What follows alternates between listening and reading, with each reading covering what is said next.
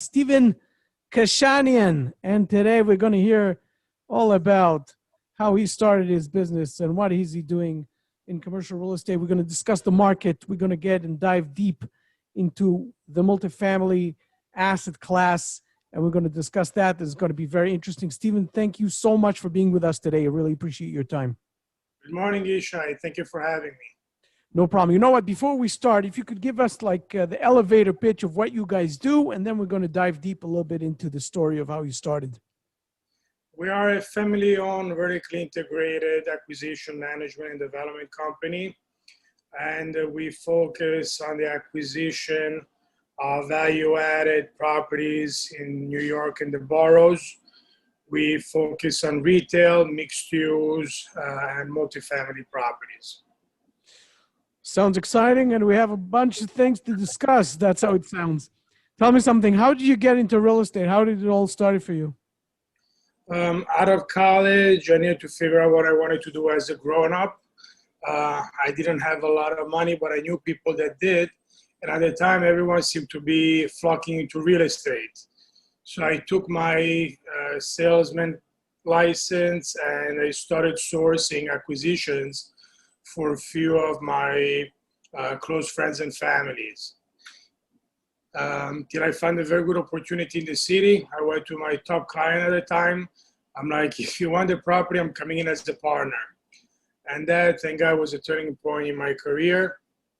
We bought a retail condo. We at 302 Broome Street in Lower Manhattan. And we achieved higher rents than projected. And that really was a turning point because it allowed me to finally make a transition from brokerage to equity. Tell me something. What would you point out was the thing that got you, meaning from being a broker to become a guy who does acquisitions and become to the ownership part? What knowledge base you felt you needed in order to go and cross that line? It's not a lot about the knowledge. It's more a matter of attitude. Knowledge, at the end of the day, the numbers are relatively simple. The analysis, the diligence, it's something that most people can do easily. It's really a matter of mindset and attitude, because once you're on the other side of the table and you're the one that has to make a decision and a commitment of moving forward and giving a non-refundable deposit and sourcing the debt and sourcing the equity, closing on the deal, and running an asset, it's just a different ballgame. Totally different ballgame. Definitely. 100%. Let's talk a little bit about the types of deals you guys do. The types of multifamily, the types of deals. What are you guys going after? So we focus on the smaller market. We play a lot in the 1 to 10 million market, but we do an exorbitant amount of volume. We typically buy properties that have a lot of hair. It can be structural problems, can be tenancy problems, can be vacancy, and things of that nature. So any single thing that has some value add, aspect to it. What would, if you could give us some, to excite us a little bit about the, a few examples of repositioning that you guys had to do, which was tremendous for you, for your investors and everybody else. In the Bronx, it's a very well located building. One of our lines of business is actually student housing. So when we bought the building, and we paid $5.5 million for only 21,000 square feet. So we paid a big number at the time, but we have a vision for that neighborhood, for that area, and we executed flawlessly. And brought up rent significantly. These were free market apartments to begin with. So we were able to reposition them and cater to the needs of the local market.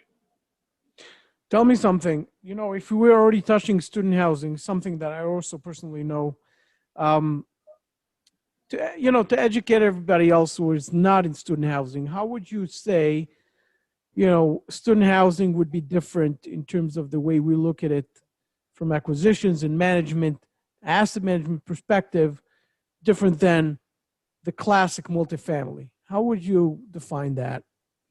So there are different tiers of student housing.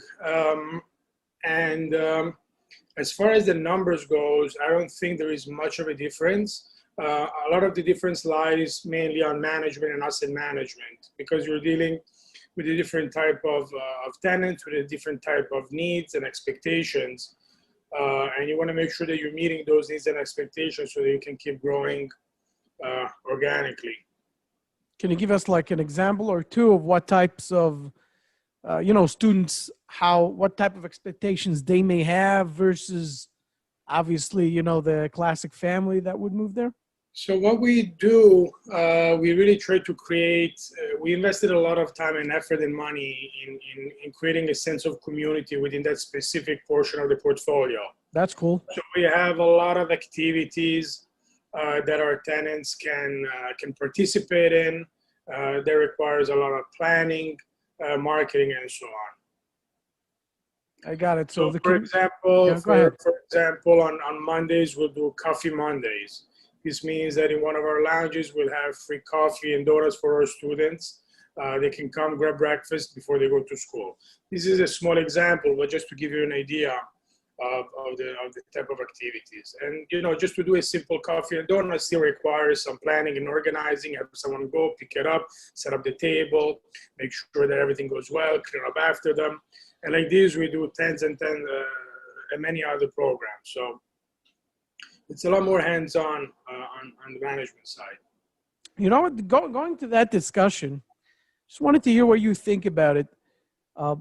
Prior to COVID, you had those assets, that those type of properties, those type of deals, I would call them, that you had like a co-living environment, right? COVID then sort of made a whole shift in the world.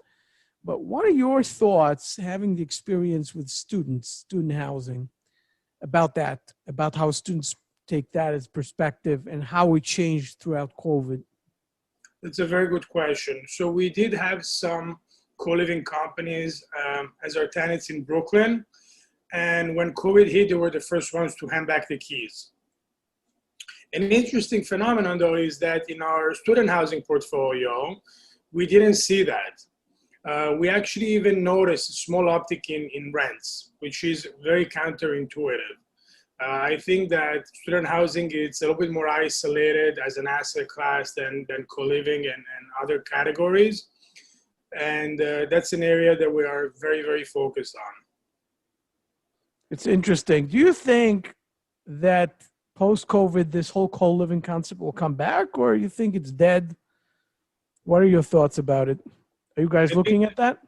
I think that like anything else, it's going to adapt, it's going to change. I don't think it's a dead concept. Instead of having 12 people in an 8-bedroom, you may have 4 people that need a little bit more space. So as a concept, I don't think it's dead. I just don't think they're going to be able to squeeze as many bodies into that type of square footage as they did before. All right, beautiful. Tell me something. What are the locations, when you look today at deals, what are the locations that you look at today that you think are stronger than other locations? Meaning, where would you put your emphasis? It's a complicated question. Yes, it is. I'll tell you that we are heavily engaged and focused in Manhattan because we are seeing a level of opportunity that we're not seeing in the other boroughs. We're very contrarian by nature. So Baruch Hashem, since March of last year, we've done over 30 acquisitions, separate acquisitions. Wow. And the reason why I'm breaking that up is because a lot of them were actually in areas and markets and neighborhoods and blocks that we were not able to touch 3, 5, 8, 10 years ago. And what we're seeing now, there seems to be a lot more competition in the boroughs, but it seems like Manhattan is lagging. So we're finding an incredible amount of opportunity and value in the city. About a month ago, we closed on the corner of 42nd and 9th Avenue, 5-building portfolio. Oh, Never in my career did I expect to be able to touch a piece on 42nd Street. We're buying a building on Billionaires Row. We're buying a building on Broadway in the hundreds. So because of what happened in the market, we're able to position ourselves to buy better bricks, better located at a lower basis. And I think this is going to be a common theme, at least for the next 6 to 12 months. tell me something. Now that we started talking about Manhattan, it's a topic that I find extremely interesting because, as you've mentioned, I had some, a few conversations with other people about that. And Manhattan, New York City became a totally different conversation than the other boroughs because of whatever happened there. Can you elaborate a little bit and educate us a little bit from your perspective of how Manhattan is different than the other boroughs in terms of what happened and in terms of the valuations and in terms of the opportunity that you could find today versus what happened before?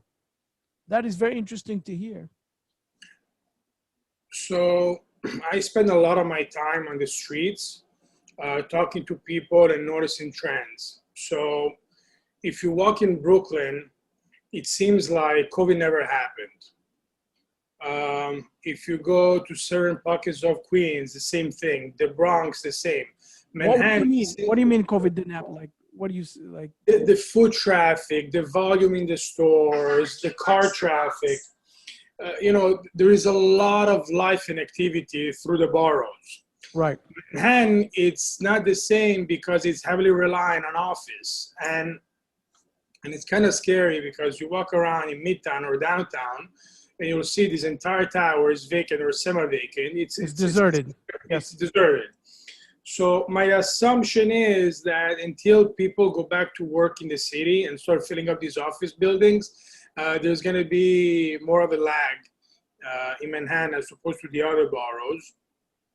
But that being said, we've noticed a dramatic uptick in retail leasing in Manhattan. Things are getting significantly better. People realize that this was not the end of the world. Most of the people that fled New York in the middle of the pandemic are coming back or came back already. Schools are opening up, the universities are opening up, a lot of the restaurants are back in business. So we're definitely on the right trajectory, but the only reason why I think the Manhattan is still lagging behind is because of the office component that the other boroughs are not relying on as much. That's very interesting.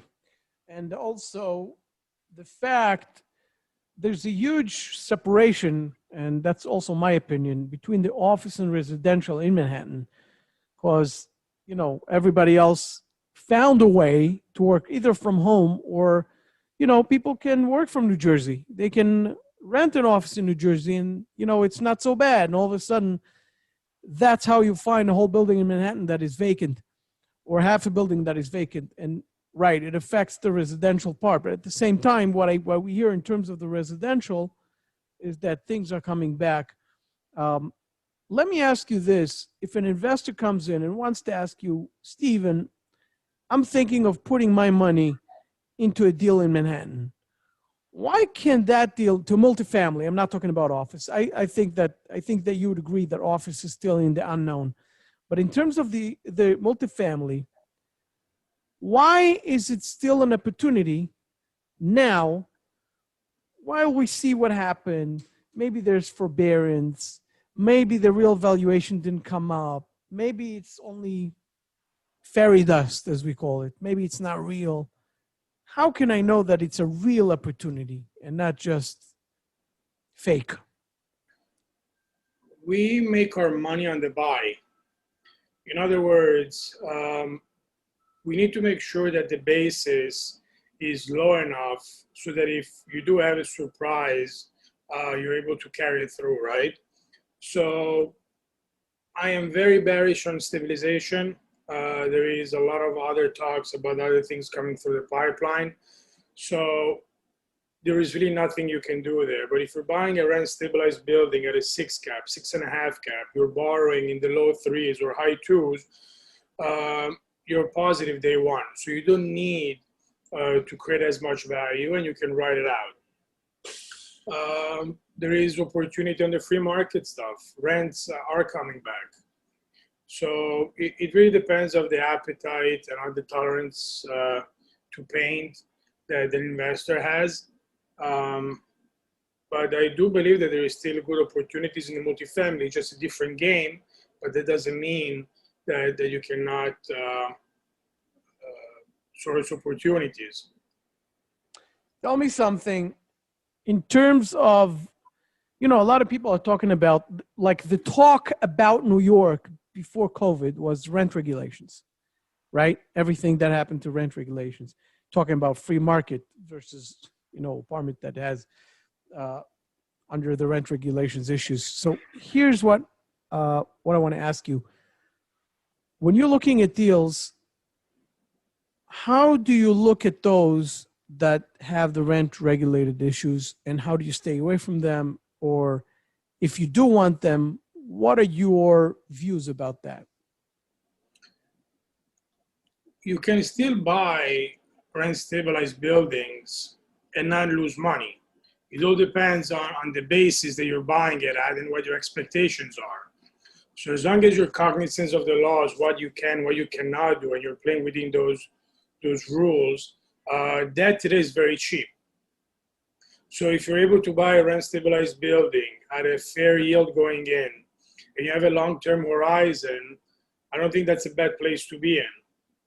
But if you're buying a 2, 3, 4 cap and it's fully rent stabilized, then there is nothing you can do. Again, it all boils down to pricing and basis. I got it. So you're saying it all depends on how much you buy for, and it all depends on where you're going into. And obviously, if it's a fully rent stabilized building, that is going to be an issue, no matter how you look at it. That's what you're saying, I'm assuming. It's not necessarily an issue, it's just a reality. So as long as you're cognizant about it day one and your expectations are aligned, then you'll be fine. It is what it is, as we say. We can't do anything more. But if the basis when you acquire the building is low enough, makes it a good deal, then it will stay a good deal, and that's it. You can stay with it. There's no value add play. You started talking about debt. That is very cheap, you said. Yeah. Let's talk about that. Financing today, the environment, the banks, what are their requirements? The market is very fluid. There is amazing debt available. And there is a little bit more underwriting and diligence on part of the lender. But as long as you're a strong sponsor and your paperwork is in order, it's not an issue. We're doing a lot of loans with traditional banks. And the rates on stabilized assets is in the low 3s. The bridge type of product, it's in the high 4s, low 5s. And that's assuming you're not over levering, right? So there is an incredible opportunity to secure debt at very affordable rates, which is, in my opinion, one of the main reasons why the market has rebounded the way it has. You know what? A lot of people are talking about what will happen to the market when the whole interest rate will change, inflation, blah, blah, blah, all those talks, right? What is your take on it in terms of what can happen to debt and if it could change, and how will it change the market and the deals? The way I look at things is in phases, right? Short term, mid term, and long term. Right. In the short term, our focus is finding unique opportunities and executing. And my assumption is that as long as your execution is pristine and you come through in the next 12 to 18 months, then you're going to be fine. What's going to happen in the future, I don't know. It's obvious that if rates do go up, there's going to be an effect on valuations. But thank God we've been in business since 2007.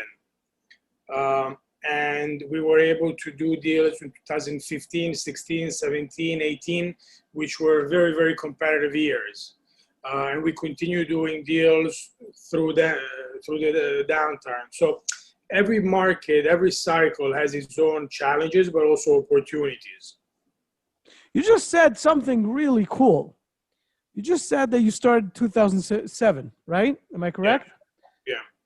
Tell us a little bit about that. That was the heavy time. You got in, and in what way, and how was the market then? How did you manage to actually pull it through? I think 2007, I started Closed as a brokerage. Okay. I came out of college. I was studying for my master's at night. So during the day, I had to work, make money. And I was a broker till 2013. So for a good 6 years. Oh, you went through the whole cycle then. Yeah, sourcing opportunities for some close friends and family. Till I had that break with a retail condo in downtown. But the main point is that, yes, it's good to be prepared for long term, but you don't really know what's going to happen. So the best you can do is to make decisions on a day by day with the data you have. And really execution, it's the main differentiator. As long as you're buying at an attractive basis and you're very strong in your execution, you should be able to continue. Tell me something. When you got, from that point, going back to that point that you changed your career from being a broker to becoming an owner, tell us a little bit of this experience of being a guy who is hands off, getting into the deal, getting off the deal. All of a sudden, you're hands on. You have to actually sign a loan. Tell us a little bit about that experience. It's terrifying. Yeah. It's really, really, really, really scary. And it still happens to me very often. The day before we are either signing a contract or going out on a contract,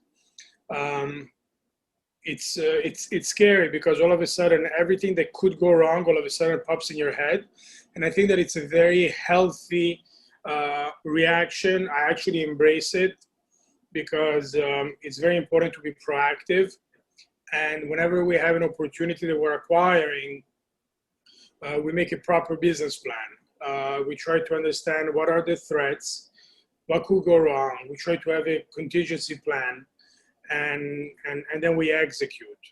So it's very, very important that whenever you are the one making the decision, you understand the nuances of the deal, and you align your interest with one of your partners and lenders, which could be tricky at times. But as you said, it's more of a mental exercise, because you realize that if things do go south, it's your name on that loan, it's your reputation with that partner and lender, and it could be very damaging. That's right. Thank you for sharing that. Let me tell me something. When you got to a point where you start your own, obviously, your own shop, as we call it, there's a point where your business becomes, when it grows, right? You have to hire a team. You have to hire more people. Can you tell us a little bit about also that part? Meaning where you are like a one-man show, maybe you have another right-hand man, all of a sudden you have to become a business. How is that in terms of that transition? Tell us about that transition. What do you feel about it?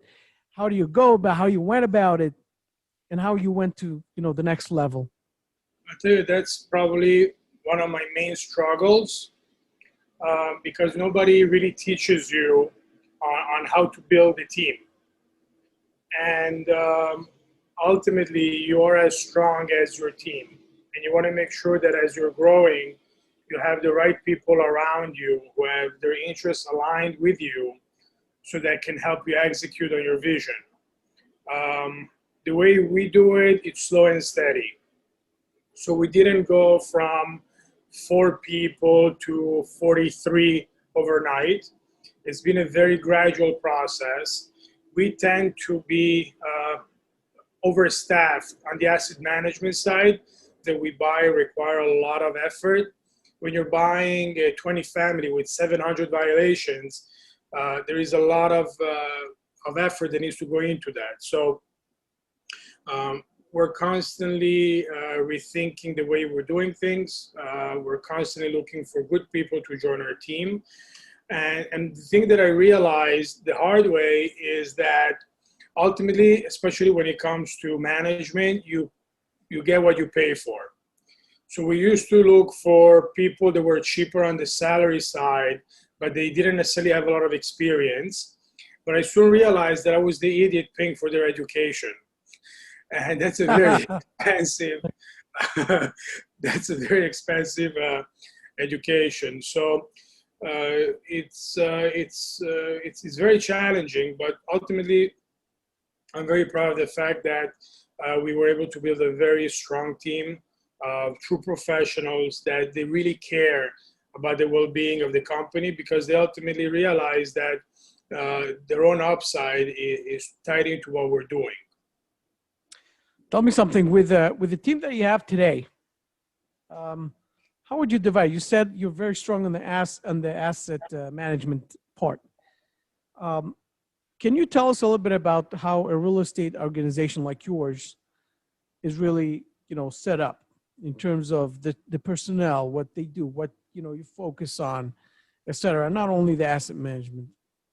So we are a little bit different in a sense that we run separate lines of business that are interconnected, right? So we have Klosed Properties, which is our acquisition arm.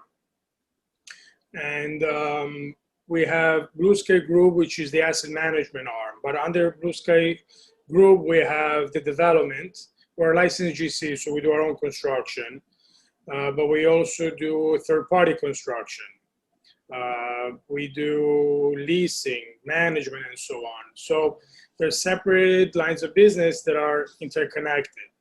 On the management side, we divided the portfolio based on geographic territory. So each portfolio would have his own porters, his own supers, and his borough manager.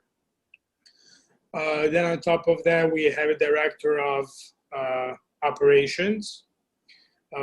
Separate to that, we have a head of asset management, we have a director of management, and he has his own structure. So it's fairly structured.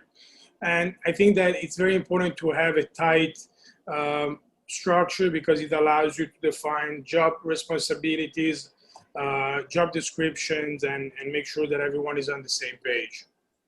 It sounds very organized and very good. Tell me something about relationships, investor relations wise. Tell us a little bit about how you built the relationships. How was the beginning versus today? And, to build that track record is not a simple thing, of course. No, it's not a simple thing. It takes a lot to gain the trust of people, especially when you're dealing with their savings. And it's even harder to execute on a consistent basis when you're doing a lot of volume over time.